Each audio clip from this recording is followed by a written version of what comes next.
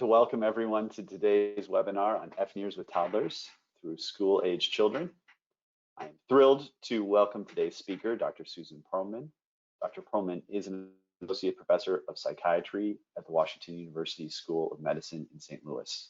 Her multimodal research program bridges the fields of social and cognitive development and social, cognitive, and affective neuroscience to form a field known as developmental cognitive neuroscience.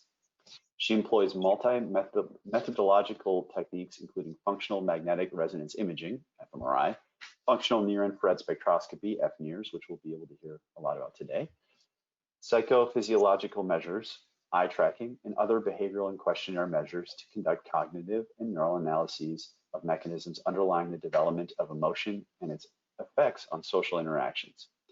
Her research focuses on the infancy and early childhood periods and seeks to use innovative measures to determine which children are at greatest risks for psychopathology.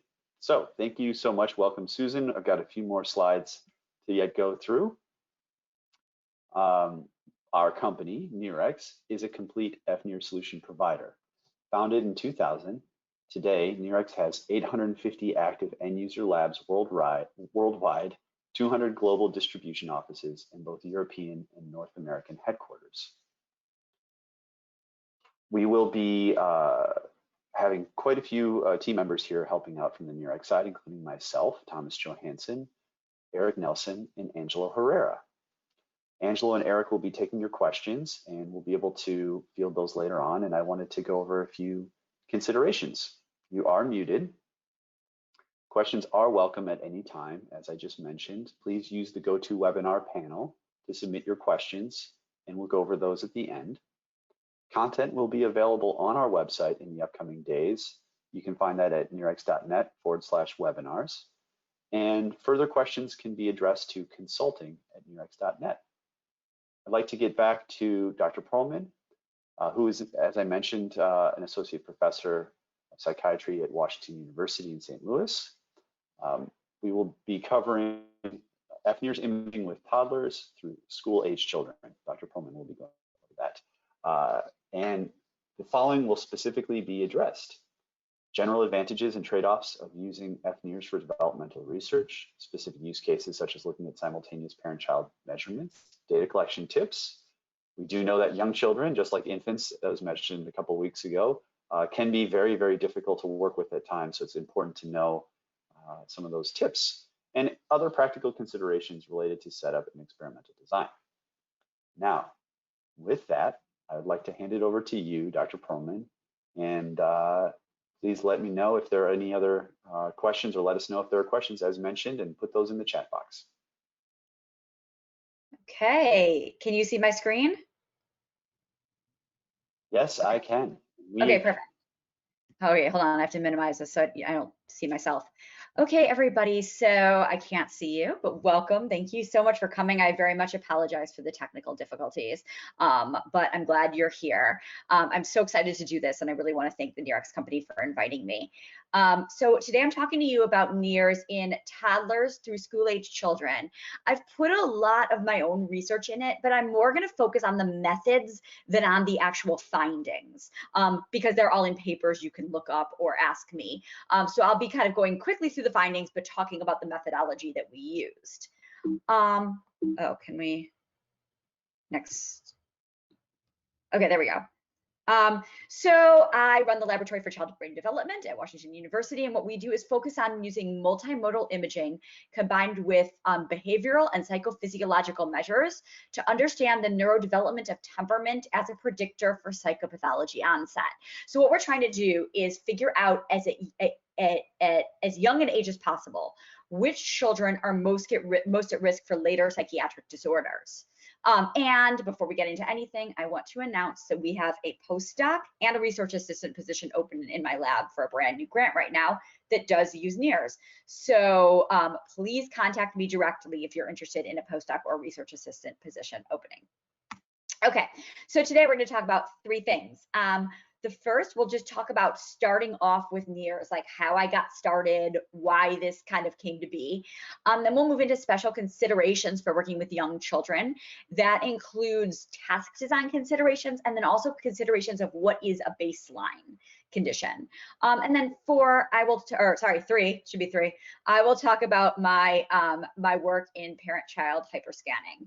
So parent-child interaction, where we're imaging both brains, the parent and child. Okay, so first let's get into my personal background and getting started with NIRs. So what led me to NIRs? So I was in graduate school at Duke, and my background was in neural circuits of emotion regulation in children using fMRI. But what I found was that I was gradually moving towards populations that were harder to scan with fMRI. So very young children, children with autism, children with anxiety disorders. We still do it with fMRI, but it's definitely much harder and comes at a greater cost with a higher level of loss to movement. I also am the type of person that puts all my creativity on the front end as opposed to the back end. So you see a lot of neuroscientists kind of do some fairly basic paradigms like, resting state or, finger tapping or stuff like that. And then they get really creative with their analytical techniques. That is not me. I am the exact opposite. So I'm putting all my energy and all my abilities into the front end, designing these paradigms that probe a very specific aspect of the neural system or behavior. And then our analyses are actually fairly basic, like t-test correlations, some modeling, but they're not nearly as dense as some others. So I was finding myself wanting to do more and more creative paradigms with more and more interaction. And there's really only so much you can do when you're in the dark tube of an MRI. I was just finding that I was reaching my limit of creativity there. Also, when I started my professor job, I was poor. I did not have the grant support that I do now. And MRI is expensive. So I wanted to supplement my MRI work with something that I could do more cheaply and more quickly so that I could kind of have two programs running at the same time and be able to be productive and publish on the same questions, but not necessarily wait several years till I was able to get large grants to do it. Okay, so this is what led me to NIRs. So what are the advantages of NIRs? You guys probably know this, but we'll go over it. It is a similar measurement to the fMRI bold signal. It is measuring the bold signal. Except it's using near infrared light instead of the magnetic resonance. What we do in my lab is we image the middle and lateral prefrontal cortex about 1 centimeter past the scalp, because this is an area I'm most interested in. It's also probably the easiest area with NIRs because there's no hair there and thinner skin. So the advantages for me over fMRI were motion sensitivity. So I study very young kids. Here's some pictures of some of them, and they can sit at a desk and act normal and press buttons on the screen and talk. Whereas we were not able to do that with MRI, and we were having a lot of motion issues, which is always an MRI problem. Location. Oh, sorry. Let me just turn off my phone. Didn't think that would happen. Okay. I will vote. These are voter calls. Okay, so you should vote too. All right, so location was also a big positive for me with NIRs. So the NIR system, well, now I have a couple of them, but the one that I originally had was in my lab, but I could wheel it down to the clinic to test children after their clinic sessions. I could bring it over to the MRI to do simultaneous MRI. So the ability to use it, I could bring it to schools, things like that. So the ability to use it in any location was very good for me. I discussed the cost effectiveness. Once you own the system, which granted isn't cheap, you can use it as much as you want. There's no like per hour cost or something like that. Also, the interactiveness of it was a huge plus for me. This is where I could get creative with paradigms. So the child can interact with an animated character, which I'll show you some of our paradigms, or interact with an experimenter or their parent or teacher or whatever through hyperscanning. Okay, So how did I get started with NIRs, right? I didn't know anything. As a junior PI, I got a K award, and I decided to extend and build my program. So my K award was in fMRI, but I used it as an opportunity while my salary was being funded to extend and build my program and go kind of in both directions. I collaborated with Ted Huppert, who was at the University of Pittsburgh with me before I left, he is a NIRS expert, and we collaborated to add NIRS to my population. I received a small internal grant from the University of Pittsburgh to get started. So I applied for like internal things, and I got some small seed money, and I got started with my first paper, my first publication. And what I really wanted to do was develop my own paradigms and do something very creative with this seed money. So here's what we did. I'm gonna tell you a little bit about my early work and special considerations for NIRS in young children.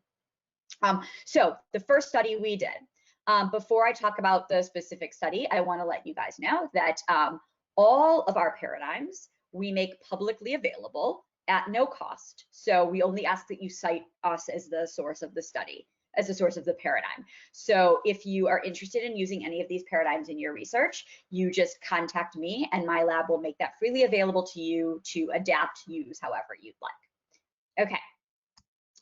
So the research question we were asking with my very first study: how do children use the brain to regulate frustration? So this was a period in which I was studying children who were very high in irritability, very prone to later psychiatric disorders. And I, as a neuroscientist, want to study the neural circuitry involved in that frustration that they experience, which leads to the high levels of irritability. So what we did was we designed the frustrative emotion task for children, which is called the fetch task. So what we're trying to do here is we're trying to frustrate kids in real time while we're imaging their brain. So here's how it works. Before they start, they're shown 3 prize boxes. These are actual boxes sitting on a table. They open each box. The first box is this big blue box. It's filled with all these awesome prizes. We give them some really good prizes. The second is this medium-sized red box, and it's got some okay stuff in it. It's got some like stickers and maybe pencils, but not nearly as good as that blue box. Then we show them the yellow box. And they open up the yellow box, and there's this one sad little broken brown crayon. It's very, very sad. This task, if for you developmentalists out there, is modeled after Carolyn Sarney's disappointing prize task.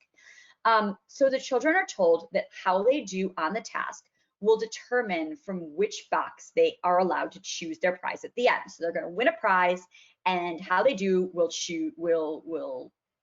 determine which box. We ask every single child as a manipulation check, and all of them say, I want the blue box. We've never had a child not say that. Okay, so here's how you play. Children are introduced to Sparky. He's this dog up here in the right-hand corner. I hope you can see my arrow. He's this little dog, and he's a sneaky dog, and he likes to steal bones. This is a little story they're told. So children must fetch the bone from Sparky and place the bone in their prize boxes. So the way that works is down here, they're in this little like field, and a bone appears somewhere in the middle of the screen. This is a touch screen. As soon as a bone appears, the children have to quickly touch it on the screen, and that lets them grab it, okay?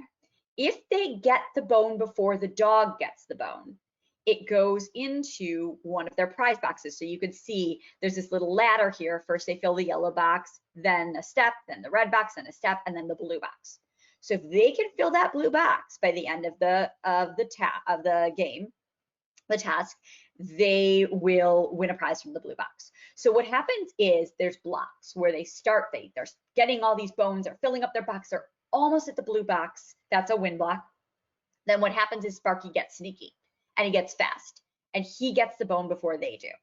And when he gets the bone before they do, he takes away a bone. So in these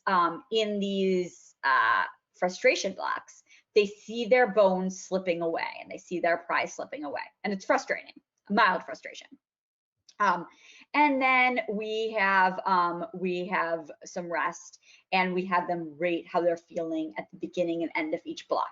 Okay. So what we found are some really cool. We found some really cool things. The first NIRS paper that we published showed that the more irritability the parent rated their child as having, the more they use their brain during frustration. So that they got more frustrated and needed to regulate it more. What we also found, I'm showing you some data from another paper, what we also found is that when we looked at children who had clinical levels of irritability, so very impairing irritability, what we found is this inverted quadratic relationship, whereby the kids who were very low in irritability, so down here at the 0, didn't get all that frustrated, didn't use their prefrontal cortex as much. In the middle, at the midpoint, which is like right around here, they were pretty high in using their prefrontal cortex. Then when they got into clinically impairing levels, it dropped off again. What was really interesting about this was that our neural cutoff, so this is where the parabola tips over.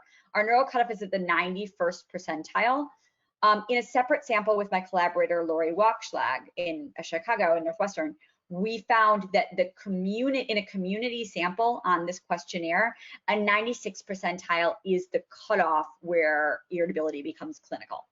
So we're finding this neural clinical interaction that we were very excited about. We've also done some work, I'm not going to go too deep into it, but this is another reason why I wanted to use NIRs. We've also done some work in facial expression. So we video record these children while they're participating in these tasks. And my former postdoc, now an assistant professor at UMass Amherst, Adam Grable, he did some really great coding, some really great facial coding, where he found that the amount of facial expression these children use during frustration correlated with various personality types. Okay, so you can look that up for more information on that, but this is not something you can do in MRI. You can't really code facial expression or get reliable facial expression measures. Okay,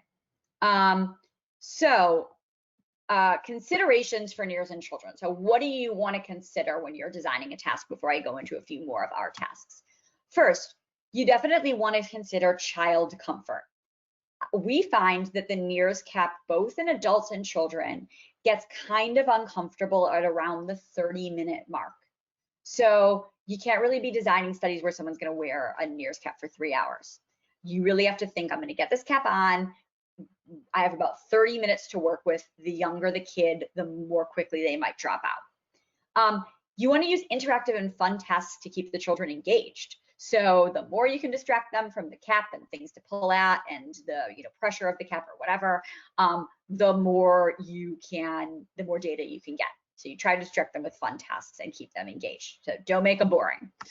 Our strategy, which we find to work really well, is we design tasks that are about 5 to 7 minutes long. What we do is we go for high volume, low amount of data. So we bring in a lot of children to do a 5-minute task rather than getting fewer children to do a 20-minute task. Now, as children get older, you can probably get lower volume, but at the age that I study, which is like 3 to 5,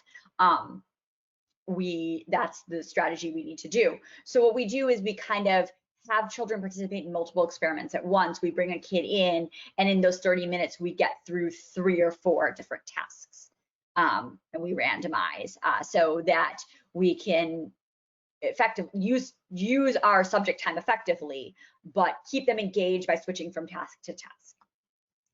We use a touch screen for child accessibility, so they can just touch the screen. Children are very familiar with this with iPads and things like that these days.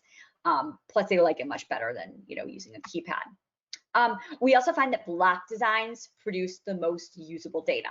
So you really want to design your tasks with a long block of something and a long block of something else. We find that especially with children in these short tasks, event-related designs don't provide enough data. But now that we're talking about block designs, and I guess event-related designs need a comparison condition, which people often use as a rest period. So this is a big challenge in children. My lab recently has published a kind of thought piece in NeuroImage discussing the conceptualization of rest in children. So what is rest in children, and how is it different from what we conceptualize as adult rest? I think that the problem that I think that neuroimaging has, this is not just NIRS, this is all of neuroimaging, is that people conceptualize rest, meaning sitting there doing nothing, as the same condition in everybody. So what they do is they take a task, let's say it's like a working memory task or something, and they think, okay, if I have a block of working memory and a block of task, and I compare children to adults, working memory using the prefrontal cortex or whatever, parietal cortex, will be different between children and adults, but then the rest condition will be the same because rest is the same for everybody, right? So we're really seeing a difference between that working memory condition. But the problem is that might not be true. So does the child brain rest in the same way that adults do? Does rest mean the same thing? And what we suggest is that rest changes itself across development. And there's obviously anecdotal evidence for this, which is that it's much harder to get kids to stay still. But also there's a lot of, neuroscience evidence that a child's baseline is to acquire information to develop and grow, so that they need to do this even during rest. So children are highly unlikely to be able to sit still for a complete rest, nothing periods, which means that you need to consider how you're going to get a low-level baseline condition that might be more comparable across children and adults or across different children. We suggest using a lower level of the task as a comparison condition. So they're still engaged in either some level of task, maybe even a movie watching or something like that, or just an easier version of the task that requires much less effort. All right, so now that we've talked about the considerations for task design, I'm going to show you more of our tasks. I'll blow through the data really quickly. I'm going to talk more about the tasks, but again, these are publicly available. So we have a task looking at cognitive flexibility. I love this task very much. It's called the Pet Store Stroop task. This is a classic Stroop task, but designed for children who cannot read, which is how you usually do a Stroop task. So the story here is that there's a little pet shop and all the animals escape from their cage. And the child, when an animal pops up in the center of the screen, like this cat here, the child has to put the animal in the right cage, put the animal back in its cage. The difficulty is that the animals are trying to be very tricky. So the cat will make a sound, and sometimes it says meow, which makes it a cat. But sometimes it says woof or whatever other sound, which means that it's a dog pretending to be the cat. So in the non-Stroop condition, which would be our baseline, the child needs to put the cat in the little cat tree, the cat scratcher or whatever. But here in the Stroop condition, the child would need to pay attention to the sound and recognize that the cat is really a dog and put the cat in the dog house, making it require extended executive function. Okay, we also have a great inhibitory control task that we've found some interesting findings with. This is, we call it the rain or shine go no-go task. It's a pretty classic go no-go task. The story is that there's a little pack of children who are playing outside when the rain comes, and they don't want to go inside because for the rain. They want to stay outside and play. So what they have to do is they have to every time a sun flashes on the screen, they touch the screen. That's a go. When they see a rain cloud, they don't touch the screen because they want the rain to go away. The sensory motor control is that the rain comes and they have to touch all the umbrellas, which is every trial. So there's our baseline condition right there. Okay. We also have a wonderful working memory task. Actually, this task has even been updated to be even cuter since this original test was published in 2015. It's now more animated, and the monkey makes jokes, and he wears costumes. It's adorable. This is a little story about a monkey who hides his bananas in trees, and the child has to remember which tree the monkey hid his bananas in. This is kind of an easier version. We now have a harder version that gets more variability, where, again, cuter, but also the monkey kind of jumps from tree to tree before he hides the bananas, making it a little more difficult to remember. Okay, we also have a really fun emotion regulation task. In this little task, children, it's sort of frustration, but it's kind of more positive and negative emotion emotion induction. We've also used this task to look at memory. So in this task, children are introduced to this little bakery that the baker needs to go out and run an errand. So the children are kind of left to be in the position of the baker. And what they need to do is a customer comes in. So this little animated figure is a customer, and they need to decide which cake they want to try to sell the customer. And the customer, they pick a cake, and the customer either says, "Oh yeah, I'll buy it," or "Yuck, that's gross." And they need to report back to the baker when he comes back how many cakes they sold. So they are either given positive or negative feedback based on the cake, which is obviously a totally subjective skill, cake picking. Okay, so with that, I'm going to finish before we could take some questions, talking about my research in interpersonal neural synchronization. So this is where once I became like an R01 level PI, I really wanted to get more into the, not just looking at the child, but of the parent or teacher or friends in an interactive system, and how relationships and attachment might influence later development of psychopathology. So I started looking at interpersonal neural synchronization. So what is that?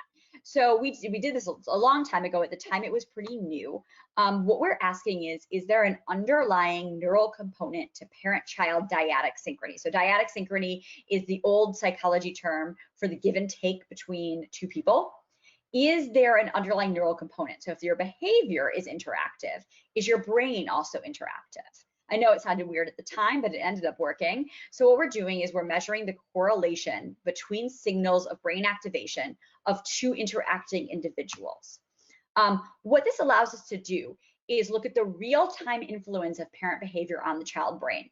So we're also video recording, and we can see like, oh, wow, when the parent looked at the child in the eye and touched their shoulder, we saw a brain reaction, or we saw more synchrony or something like that. I'm also recently running grants that use this in therapeutic context. So NIRs is really optimal for testing this possibility, because you can split the optodes onto two heads, and the system doesn't need to know that it's two heads. So you avoid this measurement error that you run into when trying to do this with other modalities.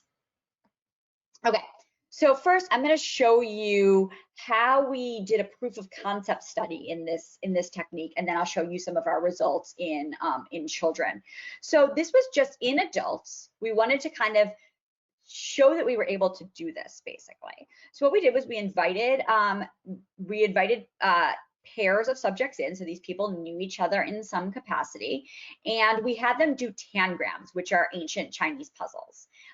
So first we had and they're wearing the NIRs cap, and we're monitoring their brain. So here are the different conditions we had. So this I'm gonna show you how it works. This is the together condition. So they're given one puzzle. This is a little cat, and they're told to work together. So you see the two different hands. They're told to work together to build this cat. This is a pretty hard task. They're given 2 minutes to do this, and it's not easy. They're allowed to work in whatever capacity. They can talk, they can make eye contact, they can gesture, they can do whatever they want, but they're told to work together on this puzzle. There's also an apart condition where they're each given a set of tangrams and given a puzzle, and they're told to work independently on solving the puzzle. So they're not competing, and they see the same amount of pieces on the table. It looks the same in terms of the amount of stimuli on the table, but they're simply working apart. So no social interaction. There's also a control kind of baseline movie condition in which they simply watch a video of other people doing this. So they're basically like watching what they would see on the table, two hands doing and hearing the voices of two other people doing this puzzle. Okay, so that's our control condition. What we found was increased interpersonal neural synchronization during the together condition, but not during the apart or movie condition. What we also did that was really great was we did permutation testing of non-concurrent pairs. So the way the permutation test works is you pick one person of those like 57 people or however many, and you pair them up with each other person who did the task in each other condition, and you see if you can reliably parse who was their partner based on neural synchronization and in what condition. What we found is that we could only do that during the together condition, but not during any of the other conditions. Okay, so now that we published that, we showed that we could do it, we were really excited about it. Now let's move into children, which is, really what I do. So we decided to look at irritability and interpersonal neural synchronization in parents and children. So these are children with varying levels of irritability. And what we did was we developed kind of a negative interaction. So that's the parent and child doing the tangrams puzzle, but we make it kind of hard for them. So we have 116 pairs of children, they're 4 to 5 years old. We do this negative interaction where they're told they're only going to win a prize if they can finish, and there's a countdown clock, and it's pretty stressful and it's too hard to do. So with the kid and the parents are a little stressed out. They're also sitting next to some really cool toys that they're told they're not allowed to touch until they're done with the puzzles. So the kid wants to touch the toys, the parent's not allowed to let them. It's a bit of a mild stressful situation that parents often find themselves in. Then we have a recovery condition that's modeled after the stress condition, after the negative interaction. In that recovery condition, they're allowed to play with those toys that they've been waiting for, but kind of in a way that mimics that timing of that negative interaction so that we can make it a comparison condition. What we found was that there was neural synchronization during both the negative interaction and recovery. There was no difference. So parents and children are synchronizing their brain during the negative interaction and recovery. And this was done by my wonderful postdoc, Laura Quinones Camacho. But what we found was that the level of synchronization correlated with the child's irritability. So the more irritable the child, the less parent-child synchronization during only the recovery condition. And this controls for the parent's irritability too. So what this is basically saying is the negative condition stresses everybody out. Everyone's equally stressed. But the children who are higher in irritability have a harder time recovering from that stress and getting back on the same page with their parent. And you can see here, we have a paper under review looking at interpersonal neural synchronization we have adults and children with autism. I'm showing you the adult data. So what we did was we had adults with autism come into our lab and interact with an experimenter they were giving questions to have 2-minute discussion sessions for questions like, plan your perfect vacation, what would be the best pet or whatever, favorite lunch. And the experimenter was trained to give the same answers and interact with the subject in the same way. So what we found was that there was significant interpersonal neural synchronization in the control subjects, but in the subjects with autism, we did not find that synchronization when interacting with the experimenter.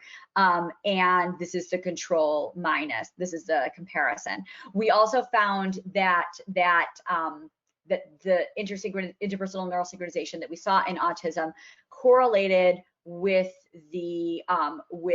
their social interaction score on a scale of social interaction in autism. So I've showed you some exciting work that we're doing and some findings. I wanted to leave a lot of time for questions and comments. So with that, I thank you. And I want to thank, in particular, the children and families who participate in our research, especially now with COVID, we're dealing with a lot. My lab members and collaborators, I've mentioned some, but there are many. I also want to thank the NIRx company, who has been so supportive of my early career research. They were really wonderful in letting me borrow equipment and, helping me with what I need so that I could develop the large program I have today and help collaborators get started as well. And of course, I thank my sources of funding from the National Institutes of Health and the NARSAD Foundation. Thank you very much, and I'm happy to take questions. All right, great work, Dr. Perlman. Thank you so much. Really, that was a fantastic presentation, And with that, as mentioned, we are ready to take some questions. So if you are holding on to some thoughts and wanted to put those into typed words, then please do that in the GoToMeeting prompt and we'll see those. We already have quite a few. I did want to say just a few things before we get into that. We do have another webinar coming up next week, October 7th, on mobile imaging with Dr. Alexander von Lumen, who has a great paper out on TCCA analysis. That will be 4 p.m. Central European time, 10 a.m. Eastern Daylight Time. So definitely go to the NIRx.net webinars page if you'd like to make that one. I also wanted to double check with your timing, Susan, to make sure that we are able to manage that well in case you have another event. Just take No, it's okay. I can do it. I just we'll I can't see anybody or see any questions, so you'll either have to. Exactly. I will read those up. Fantastic. So just 15 minutes or so of questions or less. Sure. First one, I'm curious if you've done longitudinal or repeated studies and how you've handled consistent optode placement in the face of head growth or other considerations. So yes, we are currently analyzing data from my very first longitudinal study where we tested children at the age of 4, the age of 5, and the age of 6. So it's a little too early to give the findings. So far we're not finding great, we're not finding longitudinal change in one task. I mean, there's multiple tasks. We haven't really fully analyzed our data. But we are finding some interesting outside effects, meaning personality effects or stress effects, stress in the family system, things like that. So how we handled optode placement. We did it using the 10-20 system. And we basically just measured the child at each time point. So knowing that the growth of the child could, change the placement. Now this is something that is kind of a trade-off with MRI. MRI is whole brain. You put someone in the scanner, you get the whole brain. NIRS, you've got to pick a region and you've got to focalize it. So we just made sure that we were very diligent with our 10-20 system, keeping the probe. It was the same probe, but we fit it to the head based on the 10-20 system. The head doesn't actually grow that much, and that it grows, but not that much. You'd be surprised. You don't get massive growth between the ages of 4 and 6. So that's how we chose to do it. It wouldn't be all that different with any type of cross-sectional study. Great, thank you. Yeah, I wanted to just add to that it is important to use really high precision caps, which NIRx does provide incredibly precise caps that have very accurately positioned 10-20 positions so that you can make sure that you line those up properly. Dr. Perlman was already mentioning a bit about that, but of course, FPZ and so on, all lined up so that it's just right. And we have a lot of information and videos on that, and there are many publications that speak to that. Even comparing doing proper setup versus using even some digitizers out there, having proper setup can really get the job done very well. So thank you for that. Just quickly, we'll probably just turn off your presentation. You don't need to worry about it. We can take care of that for you. There's just a request for that. So we'll just turn off your screen share just so you're not confused why that happens. Next question. These are fascinating tasks and great experimental setups. Just some kudos there for you. I'm curious to know how you deal with the inevitable motion artifacts associated with the inherently fun nature of the tasks in more excitable children. Yeah, okay. So again, NIRS is not free of motion. It's better than MRI, but it's better than EEG, but it's not free of motion artifact issues. So what we do is we deal with it kind of both on the front end and on the back end. So within the laboratory, we depending on the age of the child, try our best to have a system where we keep the kids still as possible. We have kind of the cap rigged up so it's not pulling, oh there, and I see you, okay. It's not pulling down on them or anything like that. So it's not like pulling down their head. We have them sitting kind of in a comfortable chair that doesn't move. We have a system where they place their hands in a certain spot on the desk to keep them still, and we work on it. We just kind of train them, and we have an experimenter sitting with them at all times trying to keep them still. Now, it doesn't always work. We lose subjects. We sometimes even lose channels to motion, and that's just the nature of it. Luckily, with NIRs being cheaper than MRI, we can run more subjects. We can run a lot of subjects, so losing some doesn't matter as much. On the back end, we use some motion correction, some of it designed by Ted Huppert, some of it designed by Frank Fishburne, who's my former postdoc who's now gone into industry. And you can look at our papers to see the motion packages that we use. Fantastic. Thank you for that. Also, just another little update there, connecting to next week's webinar. If you want to learn more specifically on the latest and greatest with motion correction as it relates to mobile imaging, at least. I know that there are some unique considerations, but there's definitely overlap. Yeah, that definitely will be touched upon next week. And again, that paper related to TCCA from Alex von Lumen's a very good one also. And furthermore, we do offer some built-in motion sensors now with the latest NIRx devices. So that's a nice thing with being able to precisely put it wherever your probe array is, and you can have multiple motion sensors. So that's all very new stuff. I need that. I just started. I get that. I was just mentioning that. So if you wanted information about that, definitely we can talk about that. Yes, I'm that number. I definitely can. So next question. Again, many thank yous coming in. Thank you for the wonderful talk. Thank you. I wish I knew who you guys were. Yes, thank you. You know who you are. Very great presentation and impressive work. I was wondering if you had performed the co-registration of the toddlers' fNIRS channels locations onto structural MRI or MRI templates to relate the channel's position to the underlying anatomy and to group data across children. This is actually from Paula Pinti. Okay, hi. So sort of, the answer is sort of. So we have not done that in any of the work that I've showed you. I did receive one supplement on one of my grants to do a kind of NIRs MR simultaneous comparison study. I'm currently working with Dick Aslan, who is wonderful, by the way, and Mike Millam and his group to analyze that data, to look at how the MR signal and the NIR signal compare simultaneously, and that we did have structural images, but in none of the work that I've showed you, because it's just, in what I do specifically, it would defeat the purpose. If I've got a kid in an MRI, I should, while they're there, just get some MRI data. I mean, not to say that doesn't make the NIRS data valuable, but that's too much for a 4-year-old. Although actually I should say we haven't gotten to it yet, but we do have on the longitudinal study we do have scan data on a separate day. So we will be able to look at some of that, but we haven't looked yet.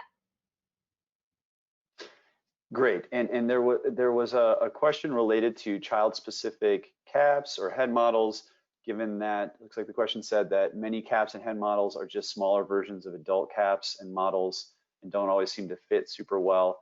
If you wouldn't mind speaking to that just a bit. It's sort of there's some related elements there in terms of the head model aspect to the last question.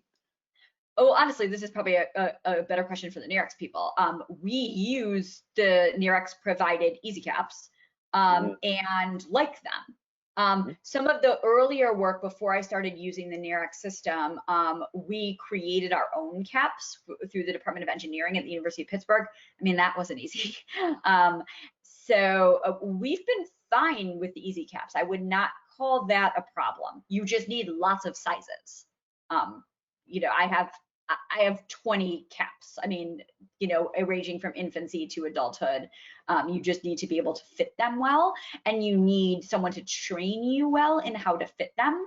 A little spoiler alert, I'm trying my best to come up with some funding to design a NIRS course for children, meaning like how to do all of this. That would be like, you know, web available.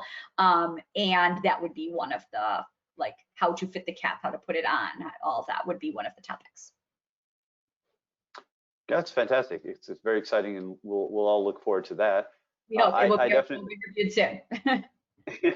good. I can speak from the NIRx perspective on this a little bit. You're indeed correct that we provide the easy cap, high precision caps for children, and however, we do have right now infant specific caps that use infant geometry. We started there given the more unique geometry of the infant head as compared to a child head, as compared to an adult head. So those will be available in the not too distant future. If you want more information or want to be, up to date as far as those, please get in touch with us. And likewise, you do also. Okay, great. So we have those physically. We have physically those development under development, and actually well under development, as well as some of you that have seen the latest version of NIRsite. If you're up to date on your downloads, that's the registration tool that NIRx provides with all of our software. That does actually have infant head models up to the first year or so of age. So there are head models. It's definitely a really nice feature and worth looking into if you're at all curious about that. So I just wanted to mention a couple things there.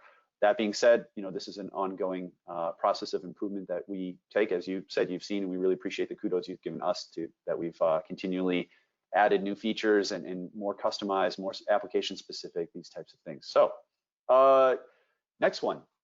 Wonder whether you have any suggestions for keeping children attended during a passive listening task. Does using a visual cartoon or so help, or would it cause so much artifacts? Specifically, this person is asking about children 3 to 5 years old, though I'm sure that this could apply to others as well. So I'm going to assume that this question is referring to some type of auditory task, maybe an auditory oddball or something like that. And they really just need kids to listen, but that's hard for kids to do. Again, the baseline issue I talked about. So that's hard for kids to do. So they're asking, can they add a visual? So the answer is yes, you should. So what I would suggest is that you use something with low level content to keep the kids focused while they're passively listening. So I will give you some examples. There is Mindscapes. So Mindscapes was designed by, I think, someone at Yale, not entirely sure. It's like a video of just like moving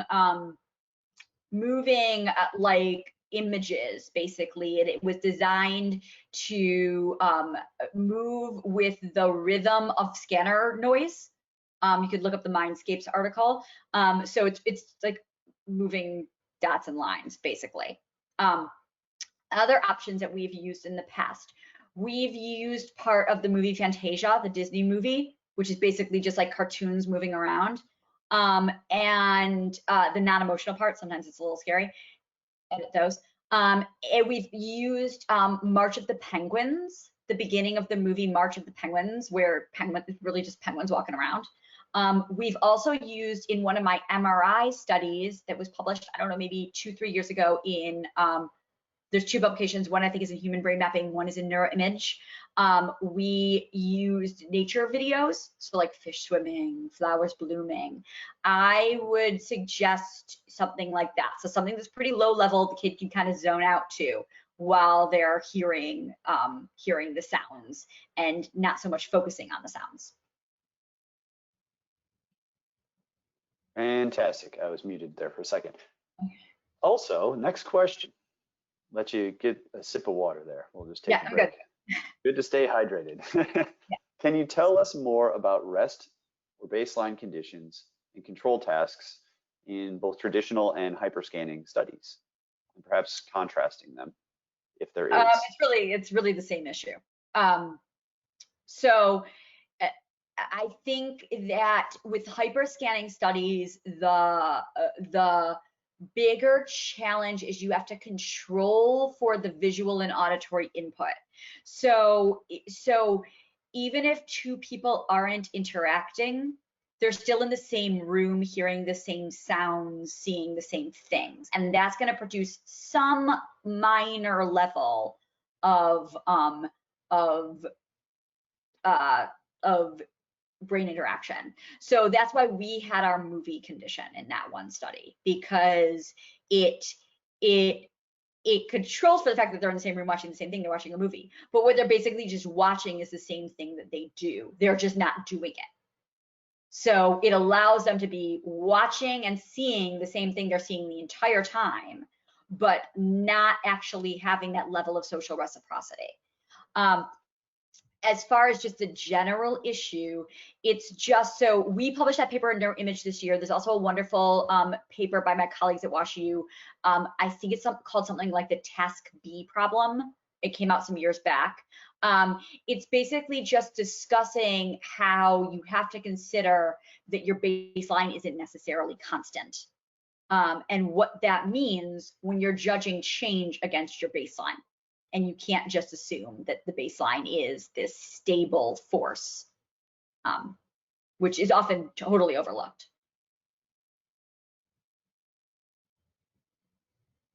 Great. Okay, thank you so much for that. Just a couple more questions, and we're going to close it. Okay. Do you have any tricks to convince children, or not just tricks necessarily, but advice on how to convince children to keep their cap on? Perhaps maybe it says habituation or anything like that, but with showing them the cap in different ways. And I did see you had the photos, Pikachu and other things all over the cap as well. Yeah. So we have various ways. I mean, so first of all, our attitude in our lab, both with scanning, with MRI scanning, with NIRs, with whatever, is that we just have the lab rule is that the attitude is that every child is capable of doing this. We just need to figure out the tools that they need to do so. That's our rule. So there is no such thing as a child who can't do NIRs. It's our job to figure out how they can, which means you have to have this attitude of like, we're gonna do it and we're gonna figure it out, and this kid can, as opposed to like, oh, this is impossible, this kid, because the kid will pick up on that. So here are some of the techniques we've used. So now different kids may need different techniques, and that's your job to figure out. And when you've worked with kids as long as we have, you are able to get a sense pretty quickly of what each kid needs. So we have the cute costumes that go with the cap that some kids like, some kids don't. Okay, some kids are very interested in the technology. Some kids, want to see it. We have a video we've prepared about what NIRs is like and teaching kids about NIRs. That is on my website. Feel free to use it. We also, so we will, if the kids who are interested, usually the kids with autism, want to see it, see the technology, touch it, hold it, whatever. We also I really think the best strategy is, it's like getting a shot quick. Like, you got to develop a system whereby people put it on quickly, you get your study done, you take it off. There shouldn't be a whole lot of talking. There shouldn't be a whole lot of waiting around. We really block out our studies. We joke, a long time ago, I had a theater background, so I haven't done it in years, but like we joke that I block things out like a play, like who is standing where on what mark, who is saying what at what time, and we practice, so that this runs like clockwork, so that there's not downtime, there's not standing around figuring out who's doing what. It's kind of get it on, get it done quickly, move on. Fantastic. Thank you so much for that. That's really practical advice. And I know also that you've done a lot with making the add-ons, not only with the add-ons there, but even you've made little sheaths that go around the chin straps, and done a lot of customization to really make things more comfortable and yeah, just improve on things beyond what we've offered. And not to say that we haven't tried to offer as best as possible, but you really have done a great job. Well, I also, another fun fact is I happen to sew. I've always sewn like my kids' clothes and stuff like that. So luckily I'm able to just bust out the sewing machine, and we've made like the chin strap, we've made kind of like a fuzzy tube, if you will, to like make that a little more comfortable. Whenever we realize that something is kind of bothering the kids, we try to engineer a little solution. But I don't think any of that, also some kids like the seat belt like thing, I don't know what it's called, the chest strap. Mm-hmm. I Yep, personally chest strap. also, I also like the chest strap, but some kids don't. So I don't think any of that substitutes the get it done quickly, block it out, be precise. Because the minute you're standing there with people not knowing what to do, the kid picks up on it, is what we Yep. find. Yeah, and just to clarify, the chest strap, for those that don't know, is as opposed to a chin strap. So you wouldn't have a chin strap necessarily required. Could do both, but usually you don't. Yeah. So it goes around the chest like this, and then the cap actually attaches to that. So we can provide more information if you want to try one of those out. If you're already a NIRx customer, you should have some of those. Last question. That's the framing. It's the seat belt. What's that? The seat Yeah, belt. it's exactly like a seat. It's like a seat belt, exactly. I was wondering if cognitive task length of about 15 minutes is too long for adolescents, like 13 to 14-year-olds, No, is what this person has in mind. So yeah, you said no to that, and there's a little no, bit I think an more. analyst could easily do a 15-minute task. Yeah. And you mentioned 5 to 7 minutes for your age group in particular that you were working with, or rather, at least one of the groups. What groups were you referring to, or what ages? So I mostly study children between the ages of 3 and 7. That's kind of my zone. I do some infant stuff, sometimes some older kids, but that's mostly what I do, 3 to 7 preschool. So we really find that the secret to get the most data is to, oh my God, we're going to play 4 games today. They're going to be so much fun. Each one of them is 5 to 7 minutes. Let's do the monkey game. Okay, great. Now it's time, let's move on to the pet store game. And it keeps them engaged in the different games. So but you're not collecting a ton of data. It's only like about 5 minutes. So that is our strategy: high volume, low amount of data. Fantastic. Thank you so much. We have a lot of people sending in more kudos and Okay. Thank you. congratulations. This was really great. And your lab site can be found at, it's the LCBD lab, right? Yeah, so I think it's childbrainlab.com, something like that. Childbrainlab.com, again, at Washington University, St. Louis. Dr. Susan Perlman, can't thank you enough. Again, this will all be available very soon on our website and YouTube page. And with that, we'll close it up. Thank you. Thank you. Bye. Thanks for having me.